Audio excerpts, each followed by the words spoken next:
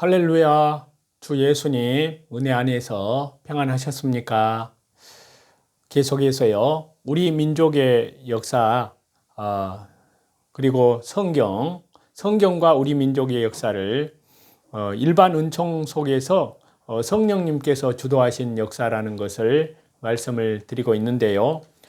한국의 상고사, 일반 은총, 구약 여호와 하나님의 성령께서 주도하셨습니다. 마고성 시대 환인 환국, 환웅 배달국, 단군 조선국, 북부여와 열국, 이 모두가 구약 성경 창세기 신앙을 일반 은총 속에서 성령님께서 보존시키셨는데요. 신약의 초기에 기독교 신앙의 전례도 보혜사 성령님께서 주도하셨습니다. 고구려, 백제, 신라, 가야, 발해 등 초기에 주 예수님의 십자가의 복음이 활성화되었습니다. 이 모두가 보혜사 성령님께서 선교 사역을 주도하심에 포함되는데요. 그리고 종말 재림 때 7명 성령님께서 세계 선교를 주도하십니다. 한국 교회를 세계 선교 마무리 국가로 주도하시고요. 주 예수님의 재림, 요한계시록의 복음을 전 세계에 전파하게 하실 것으로 우리는 그렇게 보고 있습니다. 그리고요, 제천의식이 있습니다. 이것은 하늘의 하나님께 제사하는, 예배를 드리는 의식인데요. 이것은 구약 성경의 제사 제도와 틀이 같다는 것입니다. 자, 우리 민족의 전통 중에 하나가 바로 제천의식인데요. 환인, 환웅은 하늘이라는 발음과 연결이 되고요. 이들은 예외 없이 천신에게 제사를 하였습니다. 이것이 고조선 단군 왕검의 참성단 제천의식으로 연결이 되는데요.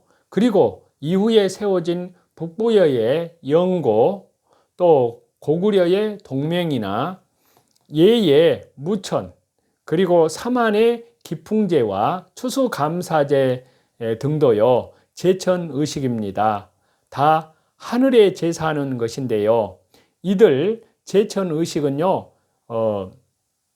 우상들, 잡신들을 숭배하는 우상숭배, 정령신앙 등과는 다른 것입니다. 이는 성경에 기록된 유일신, 창조주 하나님께 제사하는, 하나님께 예배하는 신앙과 직결됩니다. 물론 이는 일반 은총의 의미에서 받아들여야 한다는 사실인데요.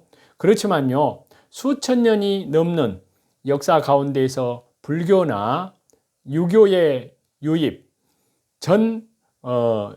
그러니까 불교 유교가 들어오기 전에 우리 민족의 조상들이 세운 나라가 모두 제천의식을 국가 의례로 지켰다는 것은 결코 간과할 수 없는, 그냥 무심코 지나갈 수 없는 일이 아닐 수 없는데요.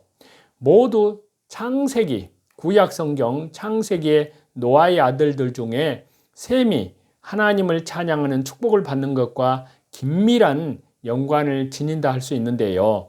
즉 우리 민족의 역시 셈족으로서 하나님을 찬양하는 축복의 흔적을 성경 밖에 일반 은총의 현장에서 드러내 보인 것으로 우리는 해석을 할 수가 있습니다. 그래서 창세기 8장 20절에서 21절에 보면 이 말씀이 있는데요. 노아가 여호와께 제단을 쌓고 모든 정결한 짐승과 모든 정결한 새 중에서 제물을 취하여 번제로 제단에 드렸더니 여호와께서 그 향기를 받으시고, 이런 말씀이 있습니다. 그리고 천자의 의미인데요. 자, 이것은 하나님의 아들 뜻은 성경의 틀과 일치합니다. 재정일치 시대 제사장이자 통치자가 그때 당시에는 천자였습니다. 자, 우리나라를 가리켜서요, 하늘의 나라, 천자가 다스리는 나라라고 칭하였는데요. 천자는 천재지자의 약자로서요, 하나님의 아들, 우주의 주재자이자 천상의 통치자, 즉 천재이신 상제님의 아들, 이것을 칭하는 말인데요. 예로부터 천자가 다스리는 나라를 천자국이라 불려왔고요. 그 나라는 본래 우리나라입니다. 신교를 신앙했던 동방 문화에서는요, 국가의 통치자를 의미하기도 했는데요. 천자는 본래 재정일치 시대의 통치자였기 때문인데요. 천자는 인간 세계를 대표하여 하늘, 상제님에게 제사를, 예배를 올렸고요. 제후들은 천자의 명을 받들어서 사역을 했었습니다. 중국의 천자국 자처 역사는요, 왜곡된 것이라는 것입니다. 자, 역사를 거슬러 올라가 보면요, 오랜 동안 중국이 주변 국들로부터 조공을 받는 등 천자국을 자처해 왔습니다. 그러나 이것은 어불성설이라는 것입니다. 자, 그 증거를 말씀을 드리면 그 증거가 이를 역설한다는 사실입니다. 자, 후한 시대의 채홍의 증언입니다. 자, 천자 제도는 중국이 아닌 동이족 임금의 호칭이었다는 것입니다. 채홍은 계속해서 증언하기를요, 독단에서 천자 제도의 근원에 대해 천자는 동이족 임금의 호칭입니다.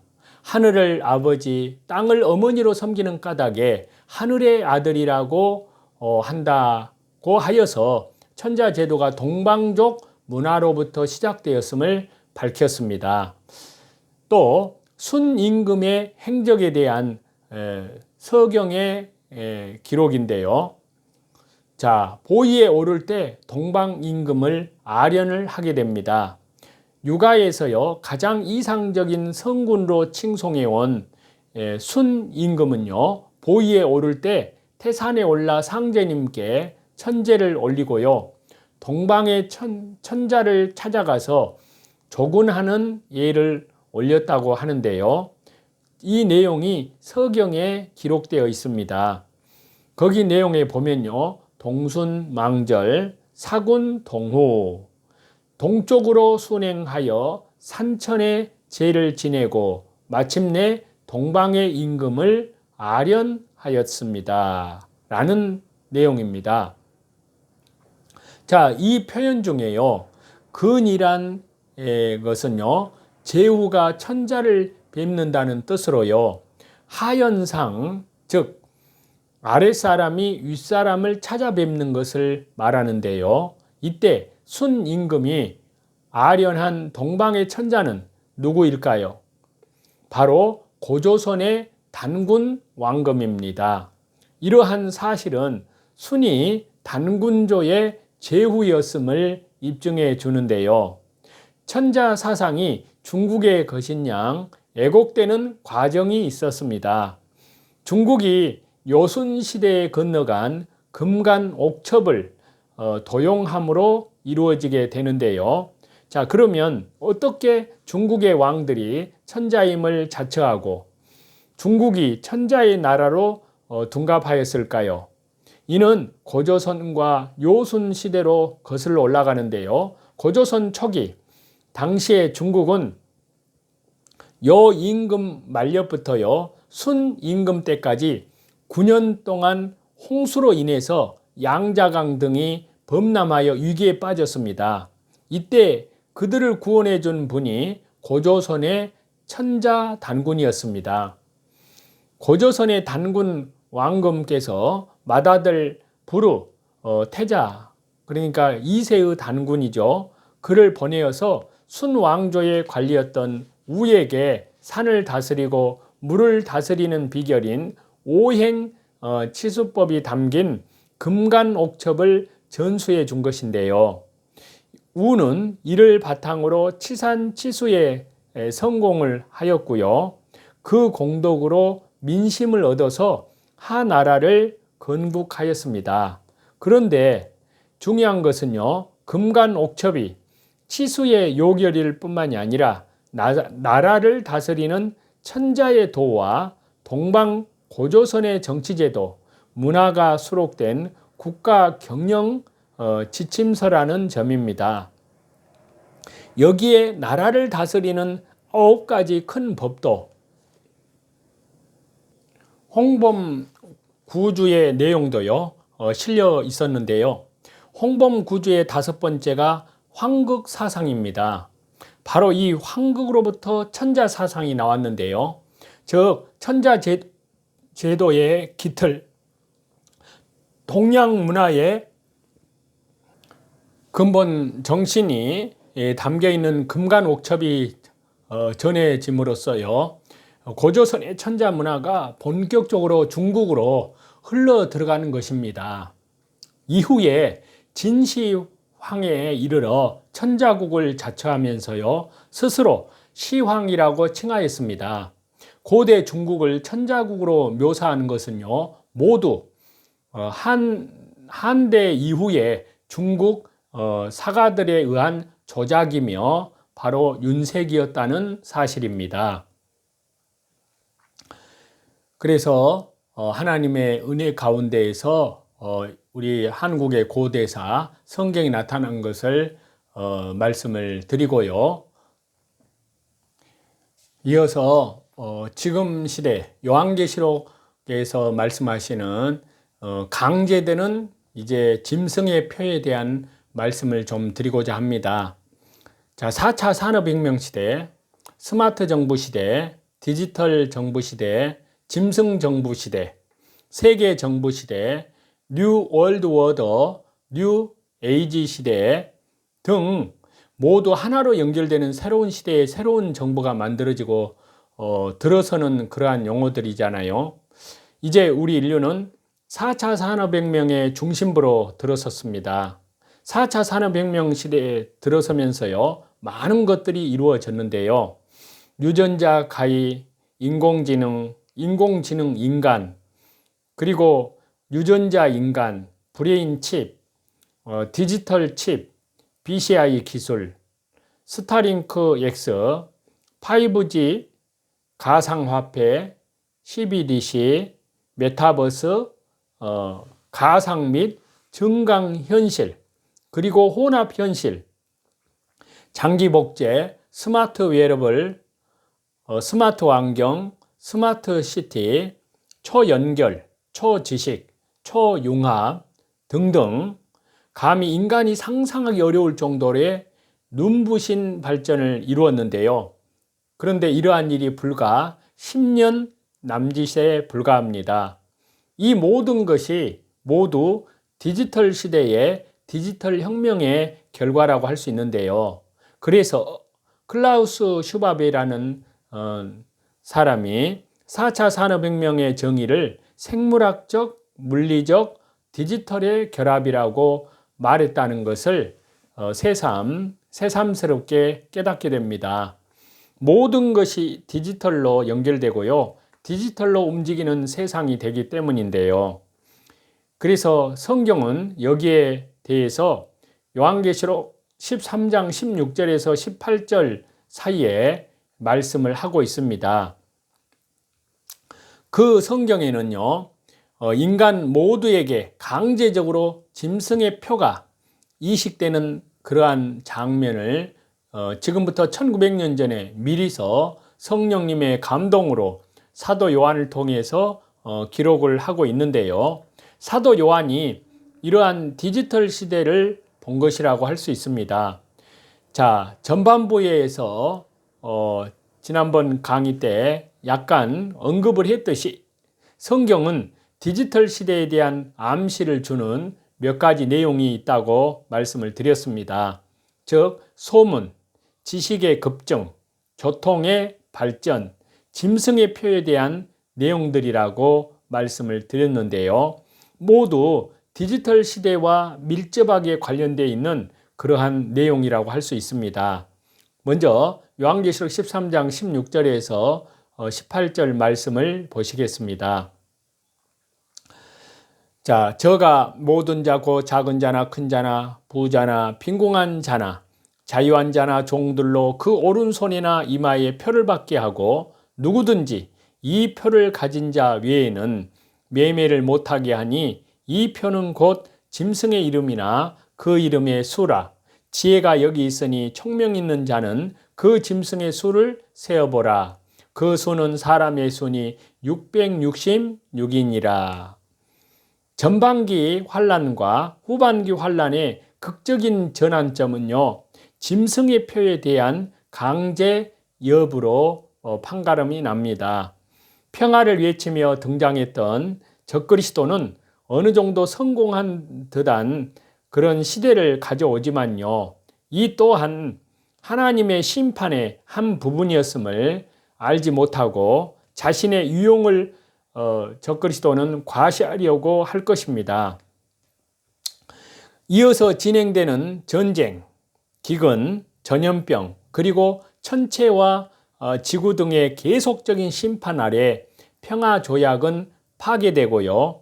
적그리스도의 유상은 땅에 떨어지게 됩니다. 그리고 그의 모든 권세가 무너지며 죽은 것처럼 되게 됩니다. 그리고 야고보서 1장 19절에서 27절 말씀을 보시면요, 이제 거기에서는 말씀을 들음과 실행, 순종하는 내용을 말씀하고 있는데요. 하나님께서 사랑하시는 성도 저와 여러분에게 이것을 알아두라는 것입니다. 누구든지 듣기는 빨리 하고 말하기는 더디하고 노하기도 더디하라고 말씀하시는데요. 노하는 사람은 하나님의 의를 이루지 못하기 때문이라고 말씀합니다. 그렇기 때문에 더러움과 넘치는 악을 모두 버리고 온유한 마음으로 성도님들 속에 심어주신 하나님의 말씀을 받아들여야 한다고 말씀하시는데요. 그 말씀에는 성도님들의 영혼을 구원할 능력이 있다는 말씀입니다. 말씀을 행하는 사람이 되라고 말씀하시고요.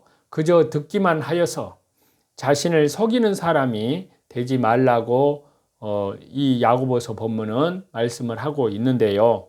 말씀을 듣고도 행하지 않는 사람은, 순종하지 않는 사람은 있는 그대로의 자기의 얼굴을 거울 속으로 들여다보기만 하는 그러한 사람과 같다고 말씀합니다.